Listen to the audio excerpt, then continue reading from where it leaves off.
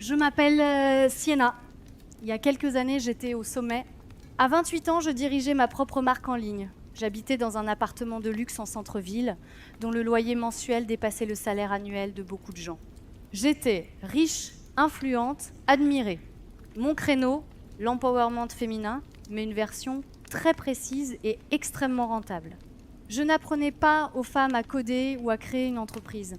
Je leur apprenais à exploiter leurs valeurs sur le marché amoureux. Ma philosophie, celle qui m'a rendue célèbre, tenait en une règle simple: ne fréquente jamais un homme qui ne gagne pas 6 chiffres par an. Point final. J'appelais ça avoir des standards. Mes abonnés appelaient ça un évangile. J'avais mes phrases cultes: s'il ne peut pas payer un steak, il ne mérite pas ton temps. Le portefeuille d'un homme reflète son ambition. Ne te contente jamais d'un budget de bêta. Ça fonctionnait parfaitement. Ça parlait aux frustrations des rencontres modernes. Les femmes avaient l'impression de reprendre le contrôle. Mes lives attiraient des dizaines de milliers de spectatrices. J'étais assise dans mon bureau parfaitement éclairé, un verre de vin cher à la main, distribuant mes vérités. Je me sentais puissante, intouchable. J'étais persuadée d'aider les femmes à éviter une vie médiocre avec un homme sans avenir. Le moment qui m'a propulsée au sommet s'est produit lors d'un live. Je répondais aux questions habituelles. Et s'il est gentil mais fauché? Mon copain est artiste, je le quitte immédiatement? Puis un message est apparu. Un homme nommé Zev. Ce n'était ni agressif, ni insultant. Juste une question. Et le caractère, la gentillesse, les valeurs communes, c'est pas plus important que l'argent? J'ai souri lentement, cruellement. C'était l'occasion parfaite. J'ai demandé au modérateur de ne pas le bannir. Mesdames, utilisons ceci comme étude de cas. Son profil était public, un trésor de banalité. J'ai partagé mon écran. Photo de profil. Lui sur un sentier de randonnée, souriant, avec un chien un peu idiot à ses pieds. Il travaillait dans l'informatique pour une entreprise moyenne. Photo de camping entre amis, de lui fier devant une berline ordinaire, de lui réparant une clôture avec son père. Très bien, classe. Décomposons ça. Voici ce que j'appelle un homme de zone de confort. Il offre de la gentillesse. La gentillesse paie-t-elle une maison de standing? Il parle de valeurs communes. Je vois surtout du bricolage. Le chat explosait. Emoji rieur, insulte, low value mail. J'ai tout démonté. Sa vie, ses choix, ses limites. Cet homme vous promet le bonheur, mais il ne peut offrir qu'un week-end dans un parc national. Il n'est pas mauvais, ai-je concédé avec condescendance. Il est insignifiant, sans ambition. Son plafond, analyste senior et retraite tranquille. C'est lui qui vous demandera de partager l'addition à votre anniversaire. Pour lui, une soirée romantique, c'est Netflix et une pizza en promotion. J'ai expliqué que ces hommes qui critiquent les standards féminins pratiquent une masculinité toxique. Ils veulent culpabiliser les femmes parce qu'ils ne peuvent pas rivaliser. Zev n'a plus jamais écrit. Il a disparu du chat. Mais la vidéo est devenue virale. Mes abonnés ont doublé. J'ai signé un livre. Les marques de luxe se sont ruées sur moi. J'étais la reine incontestée du conseil amoureux. Je croyais être invincible. Mes amies étaient partagées, certaines me vénéraient, d'autres restaient terre à terre. Ma plus vieille amie était infirmière, elle sortait avec un prof d'histoire. Lors d'un brunch, j'ai tenté de la convaincre de le quitter. Tu es belle, intelligente, tu mérites mieux qu'un homme qui gagne moins que toi. Elle a souri calmement. Elle m'a dit qu'il la rendait heureuse, qu'il était gentil, qu'il la faisait rire. Le bonheur ne paie pas les vacances de luxe. La gentillesse ne t'offre pas une meilleure vie. J'étais convaincue d'avoir raison. Quelques mois plus tard, elle s'est fiancée. Son enterrement de vie de jeune fille se passait dans un chalet, pas à Las Vegas, comme je l'aurais voulu. Ses amis étaient des gens normaux, profs, assistantes sociales, employés de bureau. Elle parlait de maisons modestes, de mariages simples. Je me sentais comme une anthropologue observant une tribu étrangère. Je passais mon temps sur mon téléphone. À son mariage, ma robe coûtait plus cher que leur traiteur. Je les ai vus à l'hôtel, en larmes, amoureux. J'ai ressenti une petite douleur inconnue dans la poitrine. Je me suis dit que c'était de la sensiblerie contagieuse. J'ai posté une photo. Célébrez l'amour, mais souvenez-vous de votre valeur, mesdames. Des milliers de likes, puis mes 30 ans sont arrivés. Et là, le choc. J'étais riche, célèbre et totalement seule. Mes rendez-vous avec des hommes à 6 chiffres étaient du réseautage ou du divertissement. Aucune relation sérieuse depuis des années. Il manquait la dernière pièce, un mari à haute valeur.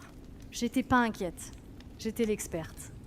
J'ai fait des tableaux, relancé des applications de rencontres exclusives, banquier, entrepreneur, chirurgien, avocat. Je pensais que ce serait facile, je n'avais aucune idée de ce qui m'attendait. La chasse a commencé avec un homme parfait sur le papier, millionnaire grâce aux crypto-monnaies, jeune, flamboyant, sûr de lui. Il est venu me chercher dans une voiture qui ressemblait à un vaisseau spatial. Nous avons dîné dans un restaurant si exclusif qu'il n'apparaissait même pas sur une carte.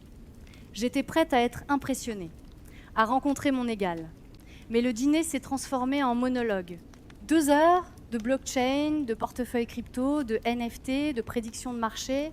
Il ne m'a posé aucune question sur moi, sauf celle liée aux revenus de ma marque. J'ai essayé de parler de choses personnelles, je lui ai demandé des nouvelles de sa famille, il a balayé la question d'un geste. Il ne comprenait pas au début, maintenant oui. Puis il m'a montré le solde de son portefeuille crypto sur son téléphone. C'était pas un rendez-vous, c'était un pitch pour investisseurs. J'ai compris qu'il ne me voyait pas comme une partenaire. J'étais un actif, une femme à haute valeur à ajouter à sa collection d'objets à haute valeur. La marque Sienna l'intéressait, pas la personne. On ne s'est jamais revu, j'ai expliqué à mes abonnés que son intelligence émotionnelle ne suivait pas son compte en banque. Elles ont adoré. Moi, intérieurement, j'étais ébranlée. Le suivant venait d'une famille de vieille fortune. L'opposé total du crypto-bro. Manière irréprochable, beau, cultivé, trilingue. Opéra, art, histoire. Je me suis dit, voilà la classe, voilà l'héritage. Au 3e rendez-vous, il a parlé d'avenir, de son avenir, de l'importance du nom de famille. Il a expliqué que sa femme devrait naturellement mettre sa carrière de côté. La famille est un travail à temps plein, gestion des maisons, éducation des enfants, calendrier social. Je l'ai fixé, ma carrière est toute ma vie, je l'ai construite seule. Il m'a tapoté la main, c'est admirable, un très beau loisir. Mais ton rôle principal serait d'être mon épouse et la mère de mes enfants. L'ironie était suffocante. Toute ma marque reposait sur l'indépendance féminine. Et cet homme, censé être le prix ultime, réduisait mon œuvre à un passe-temps mignon. Il ne cherchait pas une partenaire. Il recrutait pour un poste. J'ai rompu, en colère et confuse. J'avais vendu ces hommes comme des trophées. De près, le trophée ressemblait à une cage. J'ai continué, convaincue que ce n'était que des exceptions. J'ai fréquenté un chirurgien, brillant, héroïque, admirable. Aussi absent 90% du temps, nos rendez-vous étaient annulés, nos conversations réduites à des textos. Puis un avocat, associé dans un grand cabinet, charmeur, intelligent, marié. Quand je l'ai confronté, il n'a même pas eu honte. Nous avons un accord. À ce niveau, une maîtresse fait partie du mode de vie. Il était surpris que je sois vexée. Je te croyais moderne. Chaque homme grignotait un peu plus ma confiance. C'étaient les hommes que j'avais idéalisés. Et ils étaient égoïstes, contrôlants, absents ou menteurs. Ils ne voulaient pas une égale. Ils voulaient un accessoire, une employée, un secret.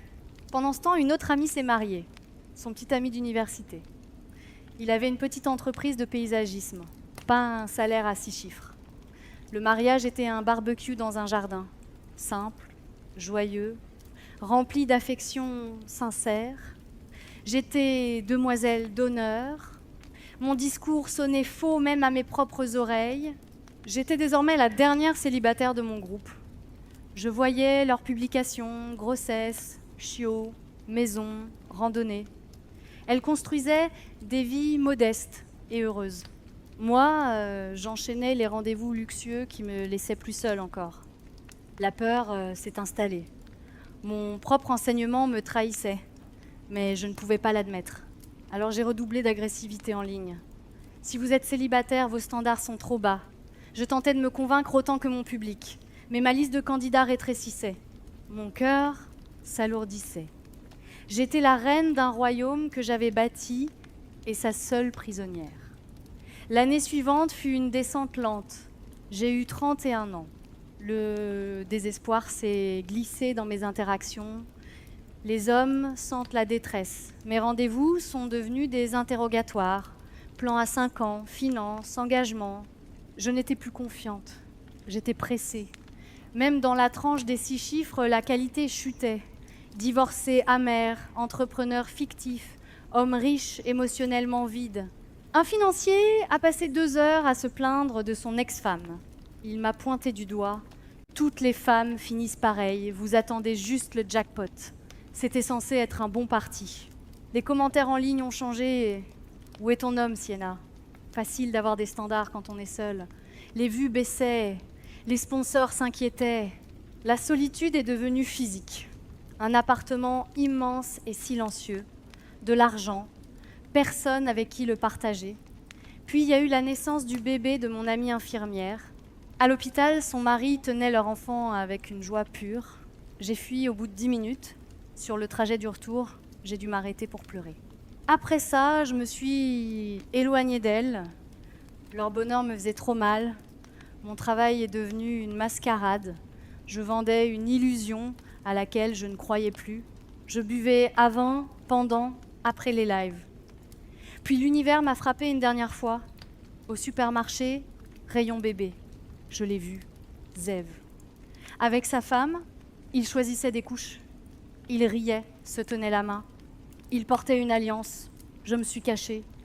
Il formait une équipe, une vraie. Mon premier réflexe n'a pas été l'humilité. J'ai pensé qu'il avait eu de la chance. Mon arrogance résistait encore. Je suis rentrée, j'ai bu, j'ai pleuré. J'avais 32 ans. Ma quête du mari parfait était un échec total. Et c'est alors que tout s'est effondré. La pression était écrasante. Mon entreprise, mon identité, mon avenir, tout reposait sur cette idée que j'avais raison. J'attendais, je retenais mon souffle. J'espérais qu'un homme parfait apparaisse et justifie toutes mes décisions. Il n'est jamais venu. À la place, il y a eu cette nuit, la nuit du live, la nuit où tout a brûlé. Je sortais d'un autre rendez-vous désastreux. Un gestionnaire de fortune obsédé par son portefeuille boursier. Il avait passé la soirée à critiquer mon modèle économique et à m'expliquer comment mieux monétiser ma marque. Je suis partie en plein milieu de sa leçon. Chez moi, j'ai ouvert une bouteille de whisky. J'ai bu dans le noir, submergée par l'apitoiement. C'était pas juste. J'avais tout fait correctement. J'étais intelligente, belle, prospère. Pourquoi étais-je si malheureuse? Pourquoi étais-je seule? Ivre et lucide à la fois, j'ai décidé de lancer un live. Sans préparation, cheveux en bataille, lumière mauvaise. Je m'en fichais. Les spectateurs sont arrivés, surpris. J'ai commencé par mes discours habituels sur l'état catastrophique des rencontres modernes, puis quelque chose s'est brisé. Le masque est tombé. Vous savez quel est le vrai problème? Ai-je marmonné face à la caméra. Ce sont eux, tous les hommes. J'ai construit un empire. Et pourquoi? Les riches sont des narcissiques vides qui veulent juste un trophée. Ils sont mariés, brisés ou effrayés par une femme qui a une opinion. Le chat s'inquiétait, on me demandait si j'allais bien. Je les ai ignorés. Où sont les hommes bien? Ai-je crié. On nous dit « Soyez une femme de valeur et vous attirez un homme de valeur ». C'est un mensonge. Et j'ai fondu en larmes. Du maquillage qui coule, des sanglots incontrôlables. Je n'étais plus une gourou. J'étais une femme ivre, seule, en train de pleurer devant Internet. Je suis seule. Je veux juste être aimée. C'est trop demandé? Pourquoi les autres sont heureuses? Qu'est-ce que j'ai fait de mal? Pendant 20 minutes, j'ai accusé tout le monde. Les hommes, la société, le féminisme, tout le monde sauf moi. Je me souviens pas avoir coupé le live. Le lendemain matin, je me suis réveillée sur mon canapé. Mon téléphone vibrait sans arrêt. Je savais, avant même de regarder, l'enfer. Sienna Meltdown était en tendance. La vidéo était partout. Twitter, Reddit, YouTube, remixée, moquée, transformée en mème. La coach en dating incapable d'avoir un rendez-vous. Des standards plus hauts que la raison. Karma pour le type qu'elle avait humilié. Quelqu'un avait mis côte à côte la vidéo où je détruisais Zev et celle de mon effondrement. Avant et après. L'arrogance et la ruine. Les conséquences ont été immédiates. Mon éditeur a annulé mon contrat, les sponsors m'ont lâché, mon manager m'a dit que tout était fini. J'ai essayé de m'excuser, aucune version ne sonnait vraie. Alors j'ai tout supprimé, je voulais disparaître. L'argent a cessé d'arriver, je ne pouvais plus payer mon appartement. J'ai vendu mes vêtements, mes meubles, mon matériel. Chaque vente arrachait un morceau de mon ancienne identité. J'ai emménagé dans un petit 2 pièces, dans un quartier que je méprisais autrefois. Le silence n'était plus majestueux, il était carcéral, je n'avais plus de carrière, plus de marque, presque plus d'amis. J'ai ignoré ceux qui tentaient encore de m'aider. La honte était trop forte. J'ai dû chercher un vrai travail. Après des semaines de refus, un café m'a embauchée. Moi, Sienna, ex-CEO et icône du dating, j'étais barista. Je servais du café brûlé sous une casquette, espérant ne pas être reconnue. Parfois, une cliente me fixait trop longtemps. « Vous êtes ?» ?»« Non », répondais-je.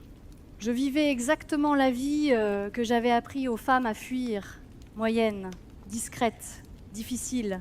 Les mois ont passé. La colère s'est éteinte, remplacée par le vide. Un jour de pluie, en pause au café, j'ai ouvert un compte anonyme sur les réseaux.